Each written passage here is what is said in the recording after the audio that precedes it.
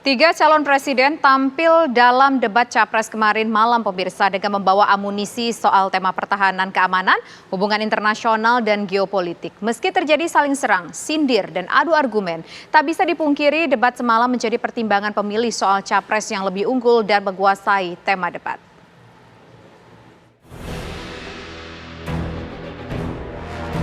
Komisi Pemilihan Umum KPU telah selesai menyelenggarakan debat ketiga Capres semalam di Istora Senayan. Calon Presiden Anies Baswedan, Prabowo Subianto, dan Ganjar Pranowo masing-masing memberikan visi, misi, dan jawaban terbaik versi mereka seputar tema debat, yakni pertahanan keamanan, hubungan internasional, globalisasi, dan geopolitik. Sesi debat yang berlangsung selama 120 menit diwarnai dengan aksi adu visi misi, argumen, dan juga saling sindir. Lantas, siapakah dari ketiga capres yang tampil semalam paling unggul dan menguasai panggung debat?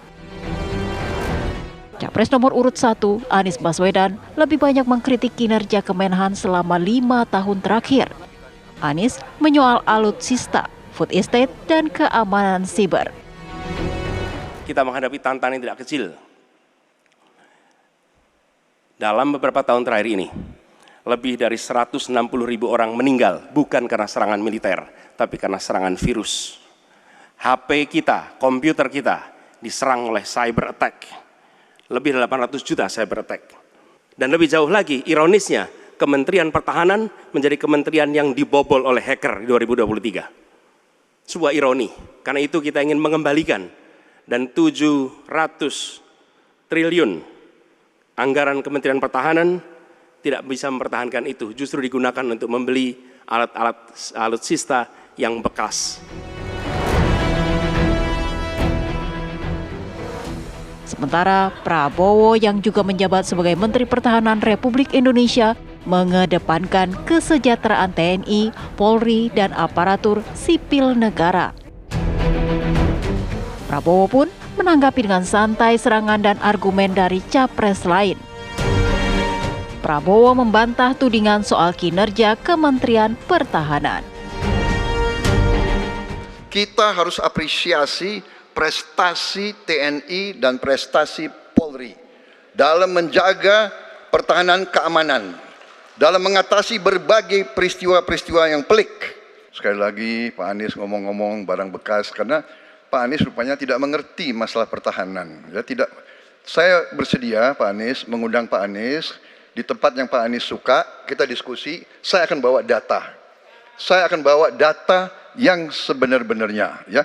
Jadi barang-barang bekas itu menurut saya menyesatkan rakyat. Itu Pak tidak pantas seorang profesor ngomong begitu. Ya. Karena dalam pertahanan hampir 50% alat-alat dimanapun adalah bekas. Tapi usianya masih muda. Wah, jadi habis Pak Prabowo. Ya. Sementara calon Presiden Ganjar Pranowo yang semalam tampil beda mengenakan jaket bomber hijau menyoroti soal anggaran Kemenhan untuk alutsista serta sumber daya.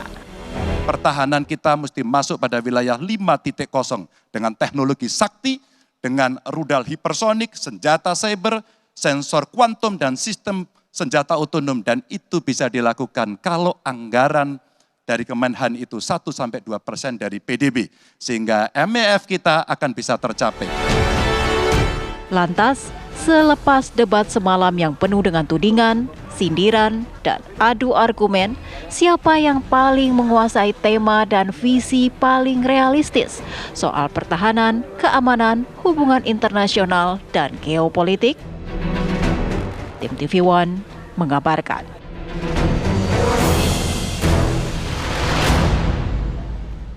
Pemirsa, siapa capres yang tampil unggul dan menguasai tema debat? Bagaimana pula evaluasi soal konsep mereka tentang pembangunan pertahanan Indonesia ke depan?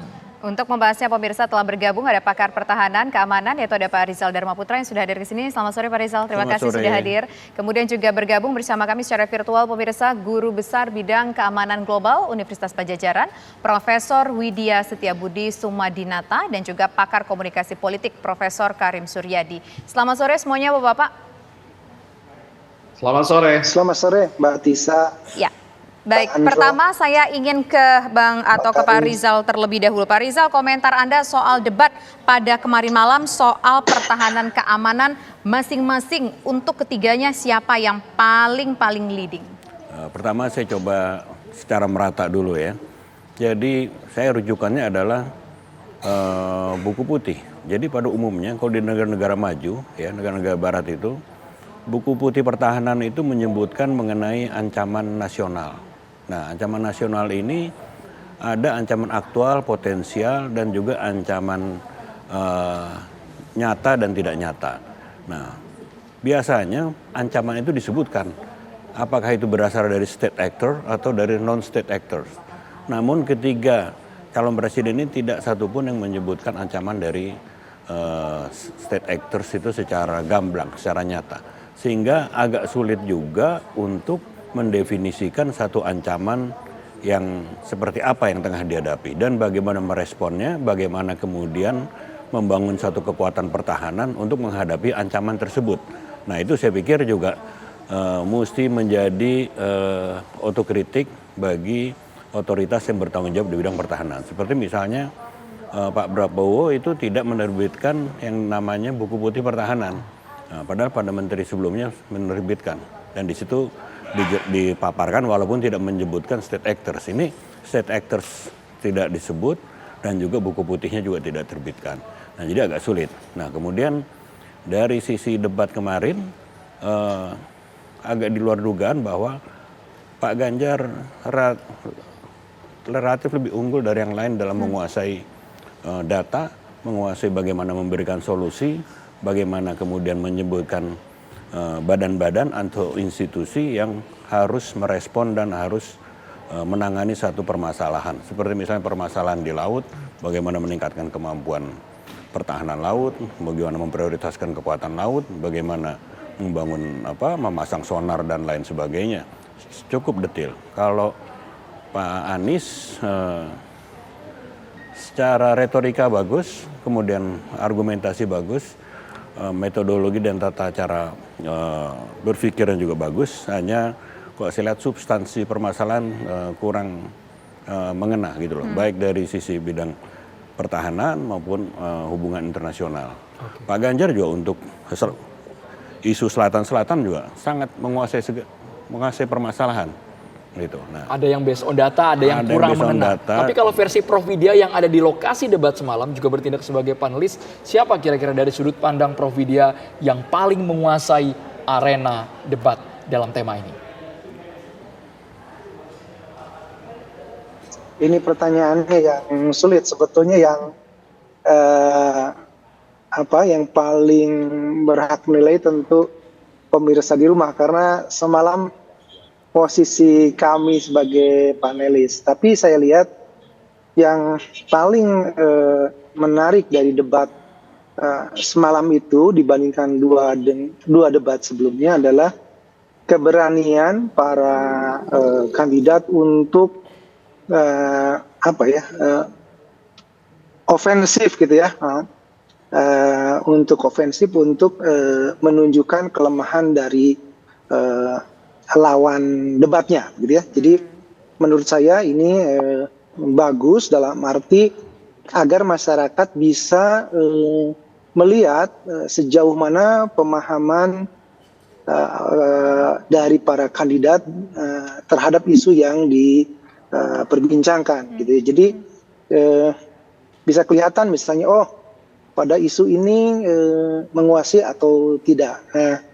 Nah, ini yang menurut saya menjadi menarik dibandingkan dua debat sebelumnya. Ada keberanian dari para kandidat untuk mengkritik secara langsung. Terkait dengan siapa yang paling perform, sebetulnya mungkin gitu ya,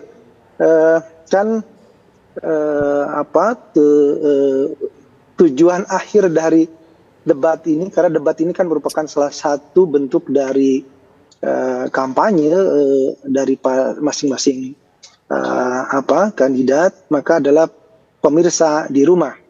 Nah, walaupun demikian, pemirsa ini kan sebetulnya juga sudah terbagi ke dalam masing-masing kandidat. Nah, kalau kita perhatikan, kalau kita tanya, maka kepada para pemirsa, maka preferensi mereka umumnya akan tetap memberikan nilai baik bagi kandidat favoritnya.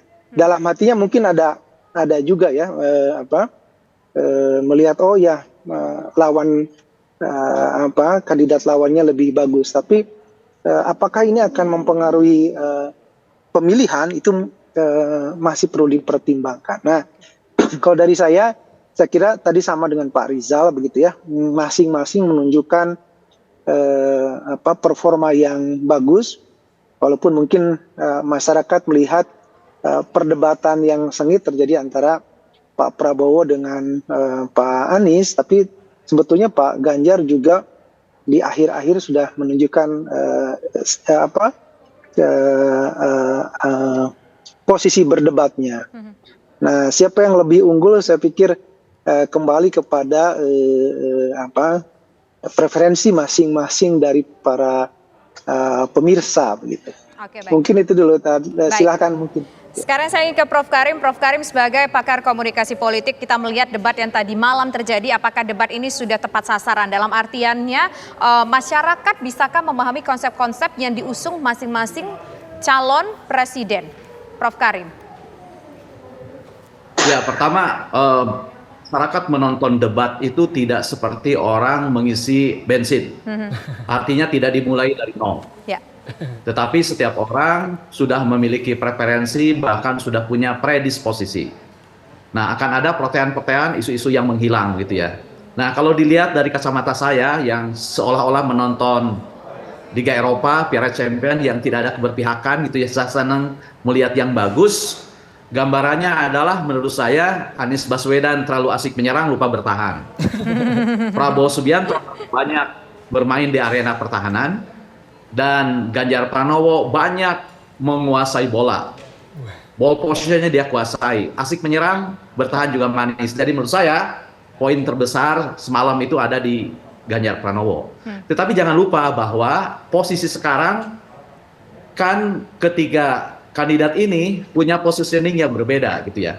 Berbagai survei menjagokan Prabowo sebagai pasangan yang akan lolos ke putaran kedua, sementara Ganjar dan Anies masih bersaing merebut poin. Jadi sebenarnya tekanan ada pada Anies dan Ganjar karena mereka sedang berebut poin gitu ya. Nah, kemudian bagaimana, apakah ini tepat sasaran? Nah, itu dia. Menurut saya dibandingkan dengan tema pertama, tema debat kedua, tema debat ketiga ini bagi sebagian besar masyarakat, termasuk saya, adalah tema yang jauh dari kehidupan sehari-hari, abstrak dan sulit. Sehingga tantangan komunikasi sebenarnya adalah bagaimana para kandidat bisa mempersuasi pemilih itu hanya apabila mereka bisa mendekatkan isu-isu yang jauh itu menjadi dekat dalam keseharian, mengkonkretkan sesuatu yang abstrak dan membuat isu yang susah itu menjadi sulit. Sayangnya tadi malam itu tidak terjadi, itu tidak dilakukan sebab masalah-masalah pertahanan, keamanan yang dekat dengan kehidupan masyarakat atau setidak-tidaknya secara emosional dekat itu tidak banyak disentuh.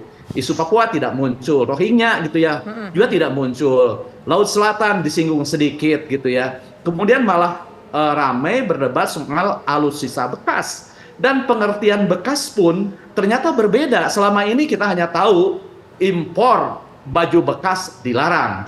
Loh, kenapa alutsista yang bekas tidak, kan itu. Jadi menurut saya itu tidak dimanfaatkan. Kemudian dampak perang global, isu global sesungguhnya bisa didekatkan gitu kan. Bagaimana isu Ukraina, isu Rusia berdampak terhadap pertanian, dan banyak pertanian yang di sana berdampak. Di sini ada di Surupan, Garut gitu ya, ada madu. Ada kemudian ada jagung gitu kan, Ukraina penghasil madu kelima, jagung keempat dunia, itu kan pasti ada pengaruhnya, tapi itu tidak didekatkan. Jadi menurut saya sayangnya gitu ya, ketidak kandidat tidak mendekatkan isu-isu yang terasa jauh gitu ya. Soal jenis pesawat Pak Prabowo aja mikir untuk menyebut Mirage gitu ya, apalagi kita gitu. Jadi menurut saya ini beda kedekatannya dengan tema pertama, tema kedua, padahal ini bisa didekatkan. Nah, siapa yang diuntungkan? Nah, kalau membaca positioning itu tadi, Prabowo dengan bermain seri saja kan sudah aman. Sedangkan Ganjar dan Anies harus memenangkan perdebatan ini. Sehingga sekali lagi dengan kacamata yang yang tidak memihak, maka poin terbesar ada pada Ganjar menurut saya. Kalau dilihat dari sisi soul gitu ya, pertunjukan dalam debat. Meskipun lagi-lagi saya katakan bahwa kalau kita lihat dari teori fungsional, di mana debat, di mana kampanye adalah alat investasi untuk didulang pada hari pemilihan, maka kata kuncinya akan diperoleh ketika hari pemilihan itu tiba. Tapi meskipun demikian, kita bisa melihat bagaimana dari cara menyerang gitu ya, dari cara bertahan gitu. Anies asik menyerang, tapi ketika dibantah oleh Prabowo bahwa semua data itu keliru, dia tidak bisa tunjukkan mana data yang benar. Pun ketika kata Prabowo, Anda tidak berhak mengatakan etika, juga tidak bisa defend dalam forum berikutnya, meskipun pada sesi itu memang tidak ada kesempatan. Tapi tidak dengan Pak Ganjar ketika dibilang data Anda keliru, dia malah balik menantang, coba tunjukkan data mana yang keliru. Jadi menurut saya itu poin-poin yang menurut saya mengapa saya bilang Anies Baswedan asik menyerang lupa bertahan, Prabowo banyak bermain di pertahanan sendiri, dan Ganjar banyak menguasai bola atau ball position, asik menyerang, dan manis juga dalam hal bertahan. Begitu menurut saya. Baik, tapi yang diuntungkan ya Prabowo karena positioningnya sudah aman menurut beberapa survei untuk maju putaran kedua gitu ya. Hanya akan ada perubahan dramatis menurut saya kalau dalam 35 hari yang akan datang itu ada perubahan yang besar, ada black swan yang muncul, yang diciptakan oleh pola komunikasi yang menghadirkan kebaruan yang mengubah struktur pemahaman kognisi pemilik, atau jika ada bola mati yang bisa dimanfaatkan oleh masing-masing sehingga menjadi sebuah gol. Tanpa itu semua, kalau biasa komunikasinya biasa-biasa saja, landai-landai saja, seperti yang kita amati dalam kampanye sejak 28 November, rasanya sulit berubah. Menarik gitu ya. Prof. Karim, dengan analogi bermain sepak bolanya Prof. Karim. Ditahan dulu, itu masih pembukaan Prof. Karim ya. Meskipun Prof. Karim mengatakan secara fair ada yang menguasai bola, ada yang hanya menyerang, lupa bertahan. Tapi Bang Rizal Dharma, bagaimana dengan isu yang mungkin dikenal sangat elit, membumikan, menyederhanakan bahasa-bahasa teknis tersebut sehingga bisa memikat hati pemilih. Sesaat lagi hanya di Kabar Petang.